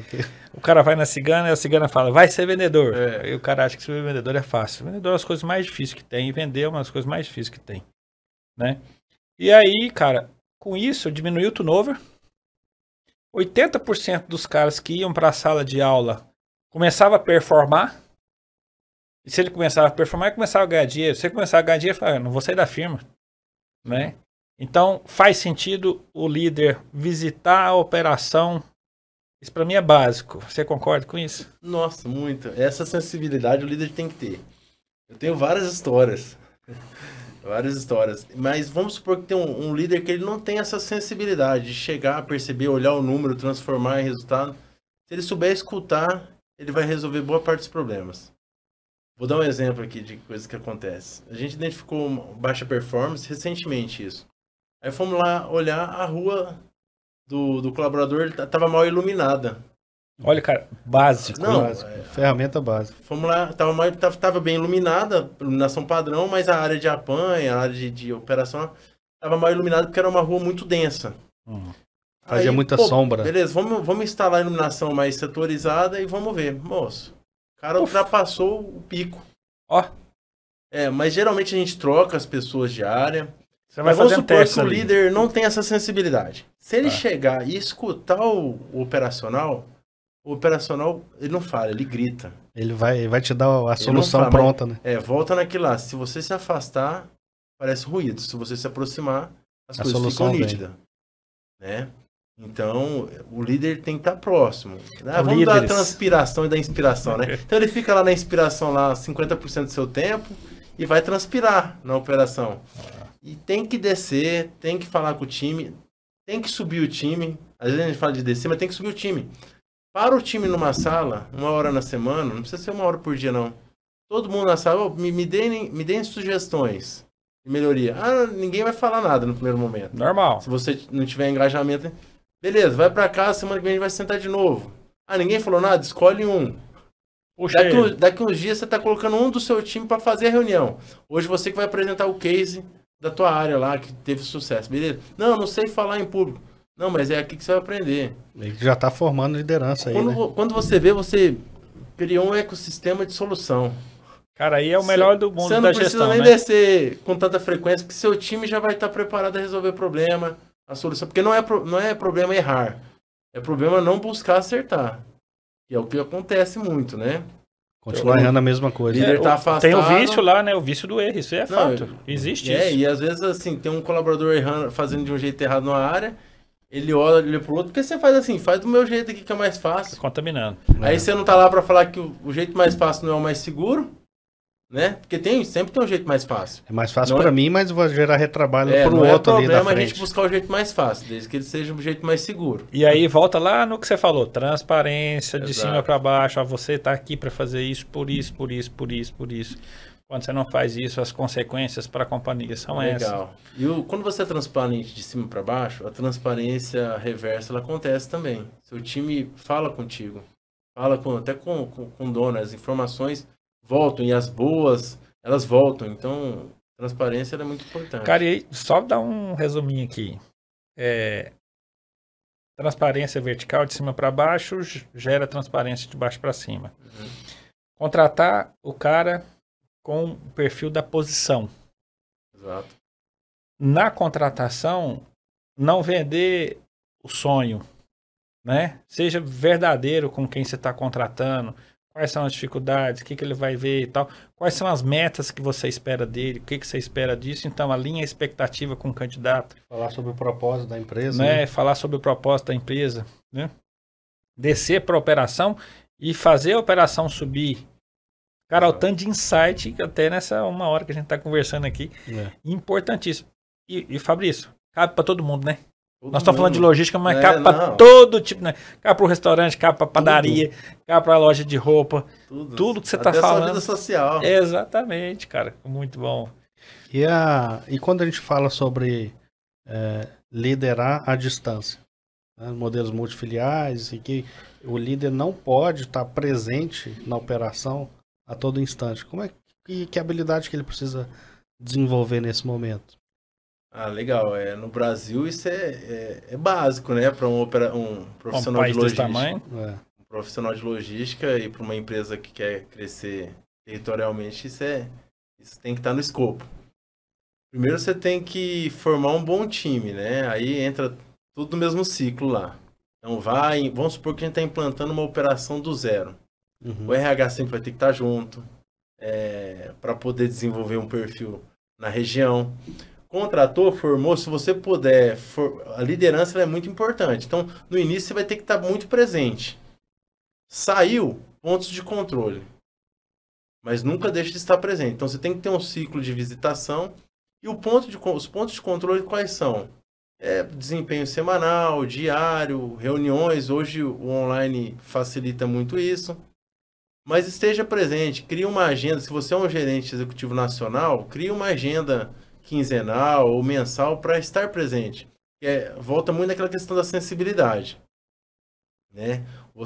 escutar a ponta, ela é muito importante. Mesmo você tendo um bom líder em cada estado ou em cada CD, você vai ter que estar presente vez ou outra, mas os pontos de controle são importantes. O ponto de controle vai desde acompanhamento de indicadores, como reuniões mensais. Então, assim, vai dar um recado para a companhia, estou na matriz, faz uma online com todas as filiais e dê o mesmo recado. Né? Um alinhamento. Porque geralmente as filiais, elas se sentem abandonadas. Esse é o termo mesmo. É difícil falar disso. Ninguém vem para cá, né? Como que eu desmistifico isso, né? Seja uma reunião online, uma mensal, onde eu vou passar os principais recados e objetivos e metas da companhia, mas fale com o time, tenha pontos de controle e recrute e tenha boas pessoas lá na ponta. A extensão territorial do Brasil, ela tem aquele muro, né? Aquela oportunidade cultural. Então, vai ter áreas do Brasil que vai ter mais facilidade em contratação. Vai ter áreas que não. Inclusive, hoje, na abertura de centro de distribuição, ou operação, o que quer que seja, está se levando muito em conta isso. Como que é o perfil de contratação aqui, de mão de obra? Entendi. Então, tem empresas saindo de grandes centros, indo para a região metropolitana, indo para o interior. E ela vai ser mais importante naquela região, quando se diz Exatamente. Gerar emprego naquela região. É uma das variáveis, né? A gente tem outras, né? Tem a parte tributária, geográfica, se tem prestador de serviço na área ou não. Mas esse componente, a cada ano, vem sido... É uma perna da mesa. Virou perna agora. Virou perna, já então. É uma perna da mesa. Já é uma perna da já. mesa. Então, isso é muito importante. Então, se está nascendo a operação, tenha esse cuidado. Calcule bem, vá, visite, converse com gente que já trabalha lá. Agora, se você já assumiu uma operação existente, cuide do alinhamento cultural. O que você faz aqui tem que fazer lá. E vice-versa. Porque se tiver uma coisa aqui e lá outra... Ixi, as pessoas se falam. Sim. E aí, você foi vítima da sua... Você tem que fazer esse alinhamento, Senão uma unidade vira rival da outra, né? Exatamente. Fabrício. E aí, geralmente, a pessoa de operação, Renato, só concluindo aqui, ela é a que está mais presente nas filiais. O departamento de compras menos, o dono menos, o acionista menos, o RH tem que estar mais presente, alguns departamentos vão menos. Você passa a ser a ponte. O cara de operação tem que ir. Você faz parte da atividade você passa a ser a ponte. Então, como você engaja o resto da companhia para fazer as boas práticas lá, para estar presente, seja numa reunião, aí você começa a convidar. Pô, eu vou ter uma live lá com o meu time do Nordeste, entra aqui comigo, fala 30 minutos com o time, ou vamos comigo lá.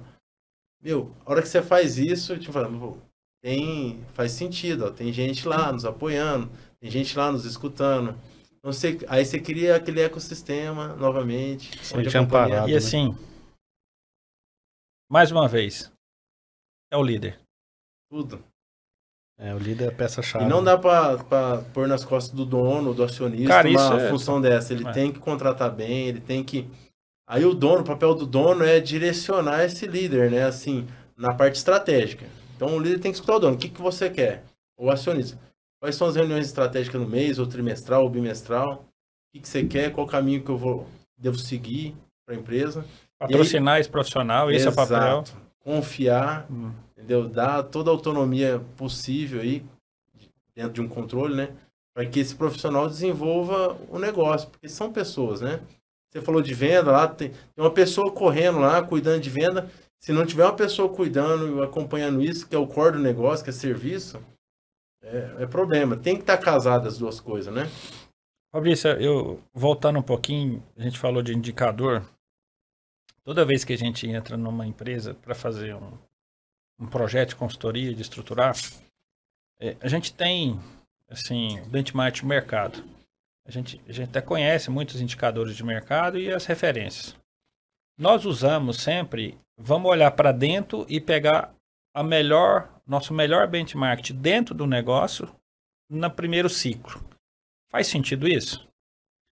Quando você fala olhar para dentro, é dentro do seu próprio indicador. Exatamente. Aí eu tenho nesse indicador aqui, o Eduardo performa mais que o Renato. Eu sei o número do mercado. Sim. E eu defendo isso. Vamos primeiro fazer todo mundo igual ao Eduardo. Perfeito. E depois a gente olha para fora, faz sentido isso quando a gente fala numa operação logística, numa operação de distribuição? Como você enxerga isso? Perfeito. Inclusive eu vou falar nisso a nível nacional, né? Tá. Eu estava numa companhia que ela tinha várias filiais e uma filial nas mesmas condições que a outra, na mesma carga horária, tinha performance totalmente diferente. Aí, assim, como que eu encaixo? Deixa eu entender, deixa eu levar um daqui para lá, entender as práticas, se estão seguindo os processos ou não. Mas faz sentido, sim. Olhar para fora é importante, mas como referência. Mas como prática, quem que está ali no dia a dia, a vida como ela é a tua companhia ali, a tua empresa. Seja ela uma loja de roupa, uma distribuidora, uma indústria. Você olhar quem está performando, volta mais naquela questão da sensibilidade. Você tem que entender o que ele está fazendo. Que é o líder lá que está tocando, é o líder que tem um pouco mais de engajamento. Líder, geralmente, o líder, ele escalou, né? Ele veio da operação. Ok. Então, ele já sabe como fazer. Se ele está na liderança, ele foi um bom operador. Seja qual for a função que ele foi. Então, ele sabe como fazer bem feito. Né? Perfeito. E o ideal é que ele tenha pessoas melhor do que quando ele era. Né? Porque ele mostra que ele é um bom líder, porque ele somou a experiência dele lá, executando. Que nem o Eduardo, eu já trabalhei no operacional, acredito que você também. Então, assim, o ideal é você formar pessoas melhores do que você lá, bons profissionais. Quando você forma, você tem um perfil, você pode até voltar no que o Eduardo falou. Entrou uma pessoa nova, a integração é com o formador, com o formador. A gente tem formadores ali, porque você confia no trabalho daquela pessoa. Indicador. A pessoa não está performando, eu vou comparar com um funcionário X. A pessoa não está performando na área B, vou confrontar com o melhor funcionário da área B. E assim por diante. Então você gera comparações internas onde você consegue evoluir quem não está performando e valorizar quem está performando. Entendi. Mas olhar para fora só como referência. Porque acontece muito o cara querer o número dos outros. Eu vejo isso muito acontecer. E por que eu trouxe isso? Eu defendo. Cara, olha para dentro. Os gaps de melhorias que você tem dentro do seu próprio negócio, seja ele qual for, qual tipo de negócio for, traz essa eficiência, porque você já tem benchmark dentro do seu negócio. Só esse movimento que você faz do time para ser todo mundo igual ou melhor, você já melhora. Cara, os resultados são fantásticos. Renato, e quando a gente olha pro time também que tá interno, você vê, cara, que só tem gente boa. Por que a gente vai... Vamos investir aqui dentro primeiro, vamos gastar o tempo aqui dentro, precisa olhar para fora, olha como referência. Claro que tem muita gente boa, muita gente fazendo coisa legal, muita gente bem avançada, mas eu gosto muito da vida como ela é, né? Dependendo, você tem segmento que dá para performar com mais tecnologia, com mais automação, né? Mas você vai para o segmento agro, para o segmento de alimento, tem que tomar cuidado com o que você investe. Nem tudo é Agora aplicável. você vai para o alimento farma, hospitalar, tecnologia, pô, você tem mais cartucho aqui e tem que ter mais para poder investir em automação, mas a vida como ela é diferente, então você tem que saber transitar. Você entrou numa companhia que ela adaptar, né? Você não pode querer colocar uma empresa dentro da outra. Não. Tem que saber adaptar. Muda muito. É porque a gente escuta muito, né? Lá de onde eu vim, eu fazia assim e dava certo. Isso é perigoso, né? Mais uma vez, assim, use isso sempre como referência, não como certo, né? Verdade absoluta não existe, verdade, né? Não existe. Uma dúvida aqui, Fabrício. A gente comentou nos episódios anteriores, a gente falou muito sobre o formato de negócio que cada vez está indo mais para o eletrônico, né? Não que o varejo vai deixar de existir, mas ele está ganhando o espaço no mercado com velocidade um pouco maior. Você acredita que para o líder ele precisa de alguma habilidade diferente quando ele opera quando ele está dentro de uma operação que está transitando do B2B para o B2C? Muda alguma coisa de gestão dele ou não? É só parte de processo interno mesmo? Primeiro, assim, a transformação da empresa, estratégia da empresa, ela sempre vai vir de um grupo de gestores, um grupo de diretores ou do dono. Então, vamos pegar um exemplo aqui. Uma empresa está no tradicional, na venda porta a porta, B2B, e ela quer ir para o digital. Né? Então, tem que ter uma comunicação interna muito clara do que vai ser essa transformação. Acho que você falou muito isso nos episódios anteriores aí, né, com o André, nosso parceiro. Tem que ter uma transformação interna. E essa transformação interna, ela não é só uma comunicação, ela é uma capacitação, né? Vamos supor que eu tenho lá um diretor de logística que ele não tem experiência, ou ele tem experiência com B2C, que ele já fez a Last Mile para CPF, ele já tem essa experiência, mas mesmo assim você vai ter que falar da sua estratégia para ele. Porque aquela empresa é única. Eu quero atender assim. Então busque recurso. Então, essa comunicação, o alinhamento, né? Essa distribuição de tarefa, que é um belo um projeto, deu um exemplo aqui do dígito, né? Mas tem outros. Por exemplo, eu quero expandir geográfico, eu quero expandir nacional, eu quero atender o Brasil com hubs regionais, não através só de um único centro de distribuição. Eu quero venda internacional, né? Eu vou conseguir com o meu time interno? Não, eu tenho que buscar alguém externo? Não tem problema. Né? Buscar capacitações externas. Porque tem empresa que tem projetos tão diferentes do core do que ela está até hoje, ela tem que buscar. Eu quero ir para o e-commerce, eu quero atuar no varejo, eu sou distribuidor, que eu estou no atacado, mas eu quero abrir pontos de varejo. E, assim, tem empresas se transformando. Isso muda internamente os processos. Eu quero montar uma financeira interna. Pô, meu financeiro está preparado para isso? Não, vou buscar. Eu quero trocar meu ERP, eu quero aumentar meu portfólio tecnológico, né, no ano que vem. Não tem problema buscar fora, não tem e eu falo criar sinergia com o time atual. Agora, para o time atual, tem que estar antenado a tudo. Só que se o dono, o acionista, não fala com o time, ele não vai saber. Então, eu preciso saber, por isso que cada oportunidade que eu tenho de conversar para quem eu trabalho, eu tenho que perguntar, quais são os planos? Para onde você quer ir? Para onde você quer ir? O que você está pensando para o ano que vem? Para que eu me antecipe. Né? Cara, esse negócio faz tanto sentido que você falando assim. Eu estou vivendo um momento agora de planejamento de 24, né? Eu também. E aí, o nosso planejamento está estruturado. A gente tem as alavancas para o ano que vem. Nós temos uma visão e a gente quer cumprir ela até 2030, né? Então, nós estamos estruturando essas etapas para que chegar em 2030 a gente alcançar aquela meta que foi estabelecida. E aí, eu tenho ajudado muito cliente a fazer o planejamento. E aí, eu trago lá para o escritório, eu levo eles lá para a firma. A primeira pergunta é o seguinte: o que você quer? Cara, mas fala que não sei, né? O cara, agora não sei. O cara não sei. Eu falei, tem que segurar para. Ótimo. E às vezes as pessoas falam, porra, eu não sei o que eu quero. Mas isso não é errado. Na verdade, não é nem que não sabe, né? Não tá claro. Acho que eu não estava nem preparado para essa pergunta. E aí você vai ali trabalhando com o empresário e fala assim, cara, então tá, você não tem essa visão. Mas me fala uma coisa pessoal sua. Quando você tem? Tem tantos anos. Com tantos anos você quer estar onde?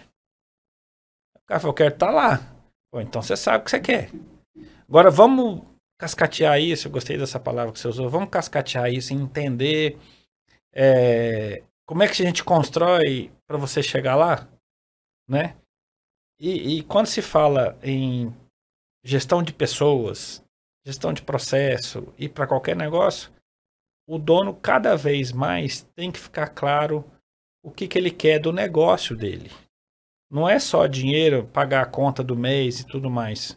As empresas têm que ter um propósito da empresa.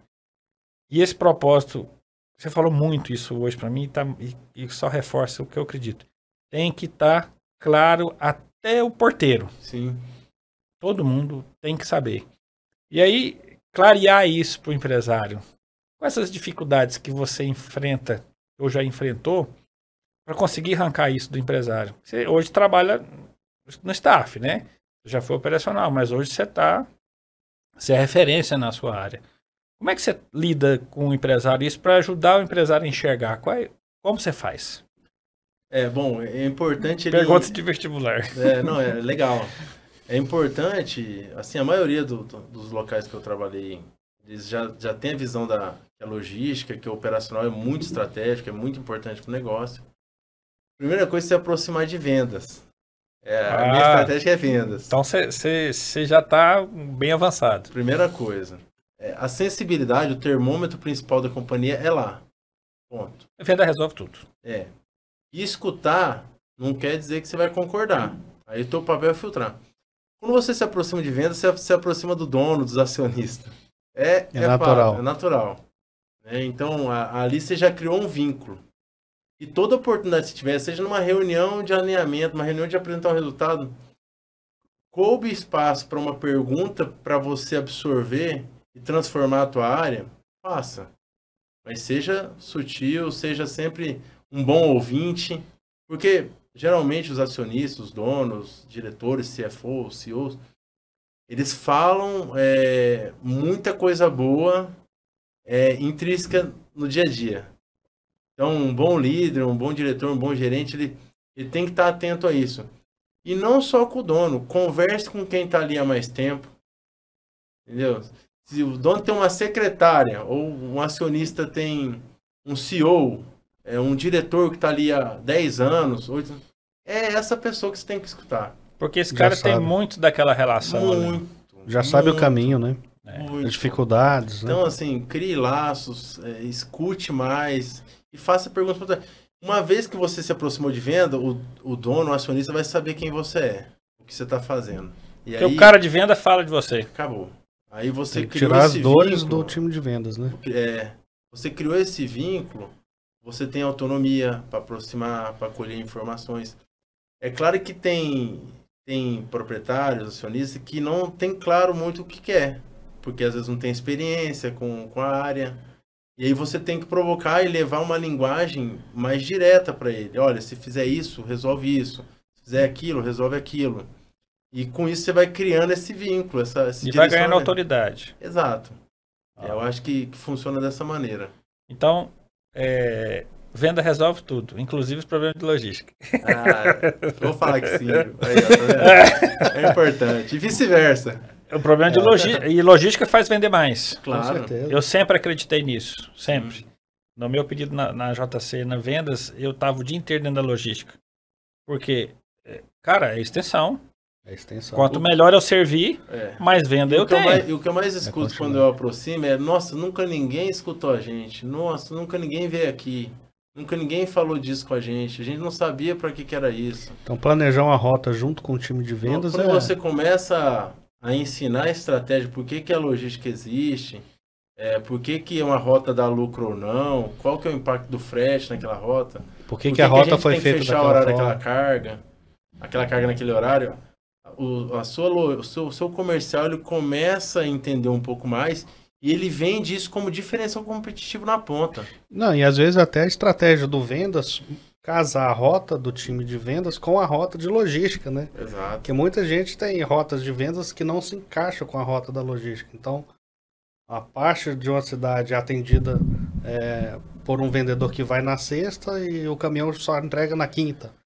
Da mesma forma que o pedido de compra lá tem que nascer de braço dado com a logística, uma rota de venda, você falou muito disso nos episódios anteriores, uma rota de venda ele tem que nascer também junto com a logística. Vamos sentar aqui, vamos planejar. É uma rota internacional, uma rota nacional, a estratégia de atender, se é carga fechada ou não, acho que tudo isso tem que ser conversado e alinhado entre as duas áreas. Próximo de venda, que facilita as coisas. É o combustível, né? É o combustível. Mas voltando um pouco pro líder, você falou do perfil do líder, que ele tem que dominar as atividades do dia a dia, tem que acompanhar seu time, ok, mas ele também tem que estar antenado às próximas mudanças, porque elas sempre vão existir. Sim. Então, o líder tem que ser o primeiro a comprar as mudanças. E mudança a gente sabe que ninguém gosta, né? Incomoda. Mesmo que seja para melhorar a atividade, a mudança incomoda muito. Então, o líder tem que ter essa visão para ele seguir uma carreira próspera, né? De que ele sempre vai ter que estar preparado para a próxima mudança. Sim, para o líder, ele tem que estar atento a tudo que está acontecendo. Primeiro ao seu redor e externo, né? Então, muita gente fala de tecnologia, mas se surgir, por exemplo, uma lei nova trabalhista, um bom líder tem que estar ciente, tem que estar sabendo, ele tem que estar antenado, porque vamos supor que ele tem 30 pessoas abaixo dele.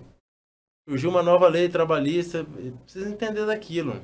Alguma regulamentação, né? Porque na hora que ele for questionado, como é que ele vai... Exato. Pô, ele está num segmento X. Ele tem que ler, tem que entender, tem que conhecer sobre o segmento que ele está trabalhando. Ele tem que participar das negociações, ele tem que entender de tecnologia. A tecnologia tem que ser aliada, a gente fala muito disso, né? Tem que ser aliada, não pode ser uma inimiga. Então ele está vendo um movimento acontecendo na companhia, se intere, se infiltre, se mostre, se engaje, né? Agora sim, vamos supor que é uma companhia que está iniciando com o processo tecnológico, implantando um ERP, um WMS, algumas coisas de BI, nem vou mais além, tá? Tá. Mas esse líder, olhando para o líder, o líder de operação mesmo, ele tem que ser envolvido, que aí é papel da companhia. Pô, deixa eu trazer meus líderes aqui para falar dos projetos de tecnologia desse ano. Mais uma vez a transparência. Beleza, ele precisa saber o que a gente vai fazer esse ano. E envolver ele. Mas isso é 10%.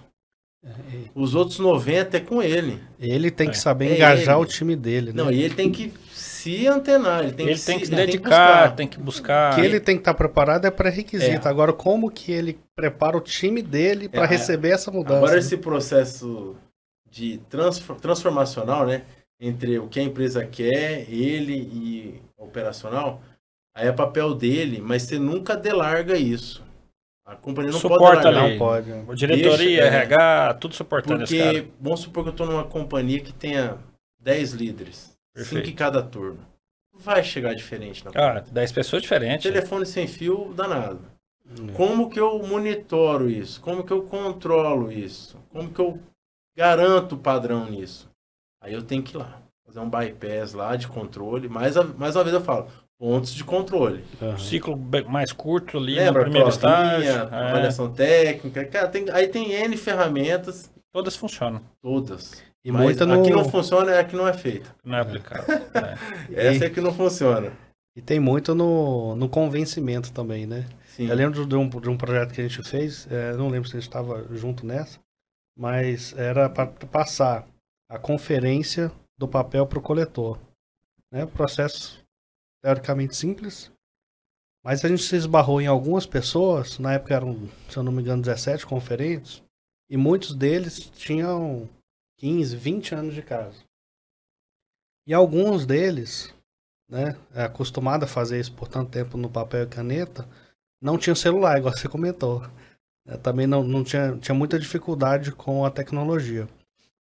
E um especificamente bateu o pé. Não vou usar coletor, que não quero, eu sempre conferindo caneta, eu sou bom assim, né? Não me dá coletor não que eu vou pedir conta. Aí foi conversando com jeitinho e tal, convencemos ele. No final das contas acabou virando. Aí passou um tempo, uns 2, 3 meses, eu voltei lá nele e perguntei, e aí, como é que tá a ferramenta nova? Não, esse negócio aqui tá bom demais, tô conferindo mais, tô errando menos, minha produtividade aumentou. Falei, aí rapaz, deu um probleminha, a gente vai ter que tirar o coletor. Só pra ver a reação dele. Ele falou, não, se você me tirar esse coletor aqui, eu peço conta hoje. Então você vê que a mudança, né, o papel do líder no processo de mudança, mesmo que seja melhor para o colaborador, às vezes ele ainda encontra dificuldade e precisa dessa habilidade com pessoas, né? Todas as empresas têm isso. Num nível maior ou menor, todos os lugares têm isso. Acho que foi a primeira variável que eu citei aqui, um bom gestor, um bom líder tem que gostar de gente. Tem. Porque fazer gestão de ego não é para qualquer um.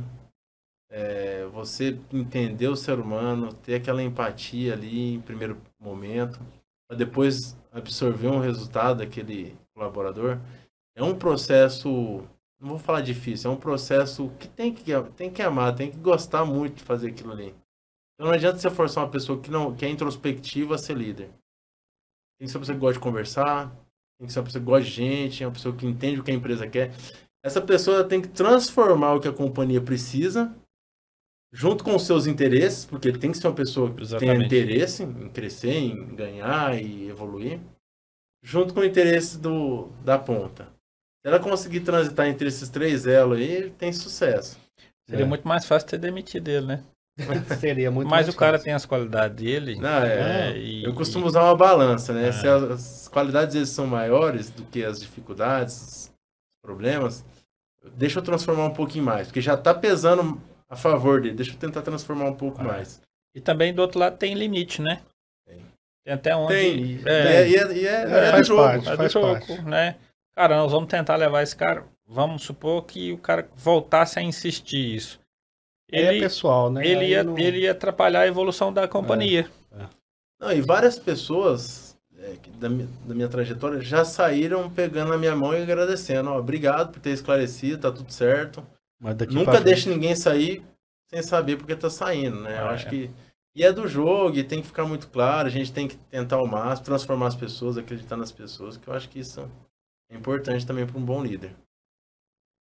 Dudu, muito bom. Dia fantástico, hein? Não, muito bom. Fabrício, bom demais, insight demais, muita coisa boa, muita qualidade. Estou muito feliz que você está aqui e fazendo um resumo para a turma aqui desse podcast. Gente, sempre gente vai fazer diferença. Sempre. Começa tudo. Certo? Começa do mais relevante para o menos relevante. À medida que você toma, esclarece as ações que você tem que colocar em prática dentro do seu negócio. Use você como você. Exemplo, olhe para dentro, você vai ter gaps de posições, então aproxime essas diferenças, use o benchmark interno, nunca deixe de ver para fora. Esse é o papel da companhia. E o líder, aquele que recebe o patrocínio da companhia, esse cara tem que investir nele mesmo. Então, se você está numa posição de liderança, seja que nível for, seja operacional, tático, estratégico, a parte da empresa é te patrocinar e te dar a linha que ela quer seguir. Agora, o resto é seu. Você tem que investir em desenvolvimento pessoal, você tem que ler mais sobre o teu negócio, você tem que se preparar para a próxima etapa. Isso é de responsabilidade do indivíduo, não da companhia. Tem colaborador que acredita que é a empresa que tem que fazer tudo para ele. Fazer tudo, inclusive a formação, né? Essas são as lições que eu levo para casa hoje aqui nesse bate-papo aqui. Maravilha. Tá bom? Bom, Fabrício, fecha então dando uma dica pro pessoal que quer seguir essa carreira de logística, né? Para os iniciantes? Para os iniciantes, exatamente. Eu me considero iniciante. Sempre, né? Sempre. Eu acho que inclusive o pensamento é esse. Seja sempre um iniciante. Chegue cedo, antes da sua equipe, aprenda muito. Não se acomode. Nunca. Seja sempre um iniciante. Né? Seja sempre um iniciante. Você já viu a energia que tem um iniciante? Não, é fantástico. Então, seja sempre um iniciante. Tem eu acho que esse é o recado principal para quem está iniciando. Não, então, eu aprendo com o meu time, com os meus pares e com meus líderes todos os dias, com vocês. Eu vim aqui mais para aprender do que para falar. Hoje a gente já teve um bate-papo antes aqui, aprendi muito mais do que eu falei hoje. Não, todo mundo sai ganhando com qualquer discussão, né? Uhum. Tem gente que não gosta de debater um problema, mas quando tem uma discussão boa, os dois lados saem ganhando. Sempre. Né? O que conseguiu convencer e o que aprendeu com a discussão. Né? Não, e assim, você falou um negócio bacana, hein?